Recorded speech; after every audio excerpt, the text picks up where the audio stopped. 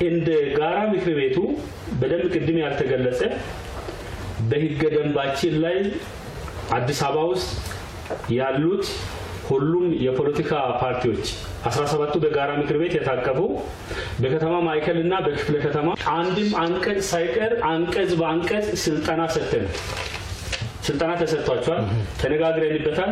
ሰው ምርጫ የሚካሄድ የዲሞክራሲ ስርዓት ግንባታ በአጠቃላይና ምርጫ የሚካሄድበት አውድ በሌላ በኩል ሐሳብን እዚህ ጋር ሳጠቃልል ወዳጆች ያላነሱት ነገር ምንድነው? የቴክኖሎጂ በኦንላይን በዲጂታይዜሽን ስለሆነ እጩዎቻቸውን እያስመዘገቡ ያሉት ሁሉም የፖለቲካ ፓርቲዎች ጊዜ አልበቃም ብሎ ያቀርቡ አሉ። ለኛ ጭምር ለዚህ ምክር ቤት ይሄ የጋራ ጉዳይ ነው። ቅድም ውጤታማ ትብብር እና ጤናማ ፉክክር ያልኩት ደግሞ አለው እቺን ሐሳባው ለኛም ጭምር ቀርቦ ለመንግስትም ቀርቦ ለምርጫ ቦርድ ቀርቦ ነው አሁን የእጩ ማስመዝገቢያ እስከ የካቲት 16 ባልሳሳት የተላለፈው ማለት ነው። ኢንጂነር ሱራፌል ቅድም በደንብ ሄዶበታል። ስለዚህ በአንድ በኩል የሚያጋጥሙ ችግሮችን ከስር እየወሰድን እየፈታን ነው። በሌላ በኩል ደግሞ በሚያስተባብሩን ጉዳዮች ላይ በጋራ እየሰራን ነው። አሁን ያለው የአዲስ አበባ የምርጫ አውድ አስቻይ ነው የሚለውን ሐሳብ አስረግጬ ማንሳት ፈልጋለሁ። ዶክተር አንድ ሐሳብ ይጨምሩልኝ።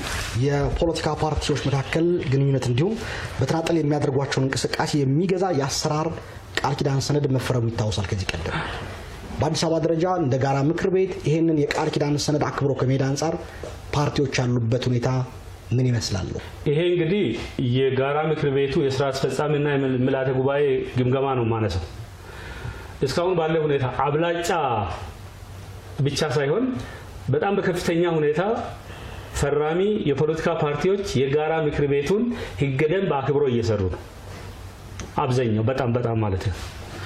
በግለሰብ ደረጃ የሚስተዋል እዛም እዚህም የሚቀርቡ ሐሳቦች አሉ። ያው ዘመኑ የማህበራዊ ሚዲያ ስለሆነ እዛም እዚህም ውስጥም ጭምር ከዛ የማፈንገጥ አዝማሚያዎች አሉ።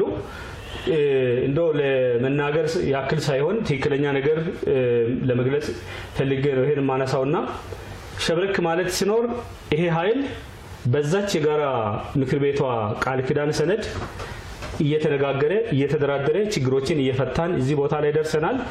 ከአቅም በላይ የሆነ በአፈንጋጭ ደረጃ አሁን ምንለው እስካሁን አላጋጠመንም። እዛም እዚህም ወጣ ገባነት አሉ። እስካሁን ባለው ሁኔታ ጥሩ ነው። ነገን እግዚአብሔር መልካም ያርግልን እላለሁ እንደ አንድ ኢትዮጵያ